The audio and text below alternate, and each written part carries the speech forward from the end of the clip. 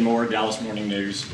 Knowing your love of discussing all things injuries, can I just throw a few names out at you and you can tell me their status for Sunday's game? You have the floor, David. Thank you. Wow. Ezekiel Elliott, start with him. Is he unlikely to play, would you think, at this stage? I'll tell you, the only chance he would have to play is if he keeps going on the rate that he actually has been going. I mean, he's doing a lot better than we anticipated from earlier in the week. So if he practices tomorrow, then he'd have a chance to play. Also, Micah Parsons, he showed up yesterday. Yeah, I think Micah's, I see Micah practicing tomorrow. So. Also, Williams with the foot. I think Sam definitely has a chance to practice tomorrow. And if, obviously everything goes well, then. Was that something you did in practice? Yes. Williams? Yes. The day before? Yeah, Wednesday's practice. Malik Hooker? Same deal. I mean, he'll be. Technically we're in a mock game today, but he would be in the rehab group today if we were in a Thursday type practice. And the last one, Noah Brown, is he maybe a little farther? He's making progress. Yeah, he's doing well. So same deal. We got to see him go tomorrow. Clarence Hill forward starts over. David did a good job running that down. It's really nice to see the compliments east other. Seriously, that's the way it should be. It happens a lot. Yeah. Yeah, it's Complimentary media. no, I mean serious. Oh, totally. Yeah, totally. Regarding the running back position, if Zeke doesn't play, do you need someone else beside Malik? Oh yeah, definitely. I mean, our practice squad, we feel good about both our guys, both our young guys. So, we've been getting them ready if it goes to that. Yeah, definitely. Todd Archer, the ESPN. How's Tolbert's development here? And do you I know he's played a handful of snaps, but he's not really been able to. Yeah, definitely. Going all the way back to Jalen, if you look at his training camp, the hamstring injury and not having the opportunity really on special teams, so he was behind in that area. But I think he's made steady progress as far as a receiver in the offense aspect of it. So I think he's continually to get better. I mean, he had an excellent route down there in the 2 minute on Wednesday. That when you see players flash like that and do something above the line like that. So I feel really good about what he's doing offensively. Just needs to continue to improve on special teams. So I think he's getting better each week. Michael Gelkin, Dallas Morning News. Malik, running back. You said Malik Turner. I almost did. Yeah. You said it. I did. Yeah. I'm sorry. It's like when you say nervous and you walk it back and doesn't. Yeah, it happens. Yeah. How has he looked throughout this whole process? Which Malik? You know which one. Oh, I know. You're running back from Florida. Did you forget his name? I'm tired. Oh. Malik Davis, sorry. All right, Malik Davis doing a heck of a job. No, I thought really his opportunity to play on teams, same deal. It's just any young player, you see what they do, all the time in practice. He's practiced really well. I thought he ran the ball extremely well in the preseason. So, we definitely have been preparing for him to get some opportunities this week. Would you do a lot of the Zeke type work, or how did you blend him in a way without giving the game plan away? Sunday at noon. Yeah. John Michaud, The Athletic.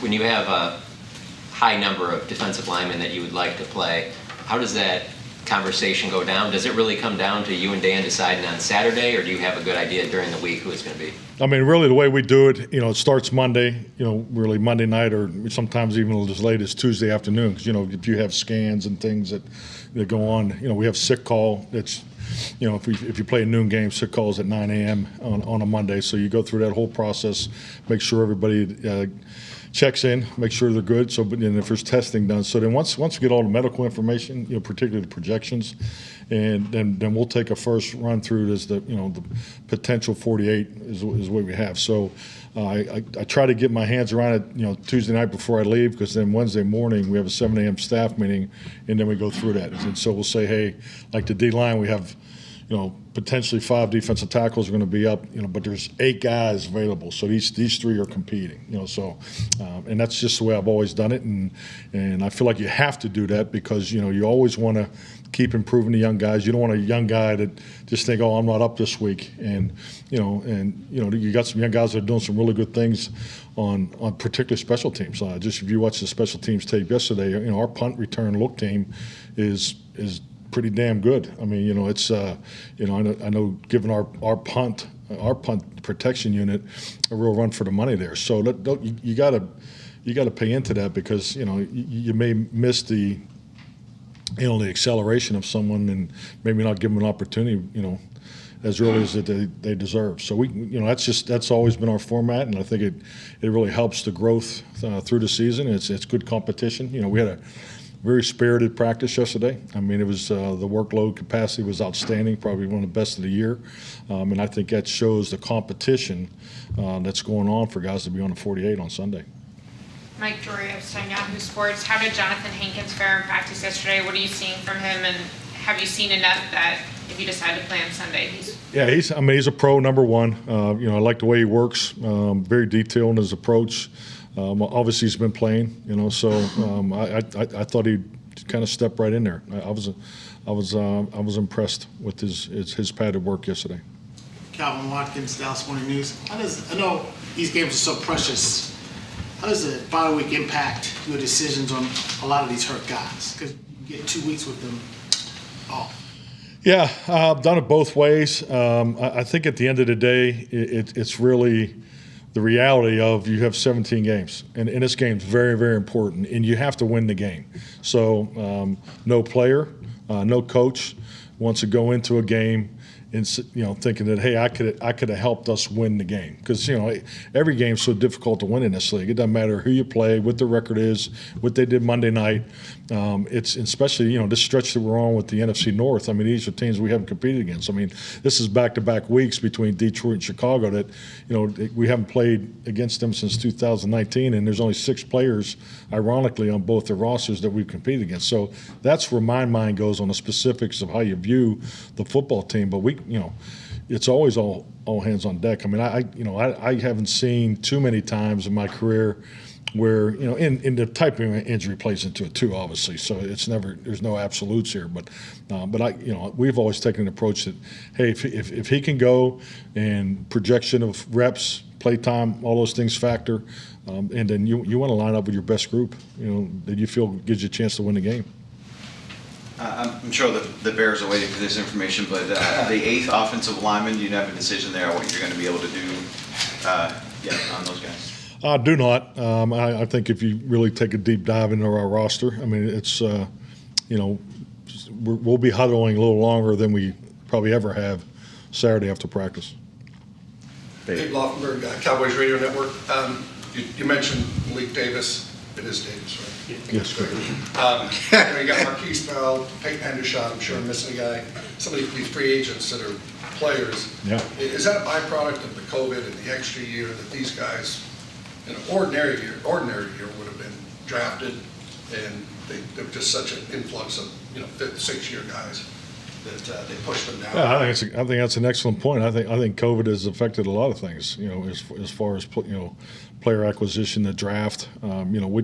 What players chose to play, not play. I mean, this portal is a whole nother component that affects the path of a college player. So, I mean, you're looking at your evaluation process of the characteristics of each prospect there's more variables now. So I mean, I think that obviously affects those types of situations, and I learned this from Ted Thompson, and I think Will and our staff do an excellent job of it too. But he always felt that there was tremendous value down there at the 5th, 6th, 7th round and free agents. So we spend a lot of time there. So just because you're not drafted, and I think you can really, if you do it right, you have 3-4 guys a year out of that rookie free agent class that can make your team and contribute and turn into quality football players. I mean, that's what history tells you. And the one thing I really appreciate about here at the Dallas Cowboys is we spend money down there in that market, and that's a very healthy market to be in.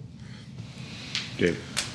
Mike, earlier when you were talking with John's question about just the competition at a position, saying like 3 guys are going to compete for that final spot.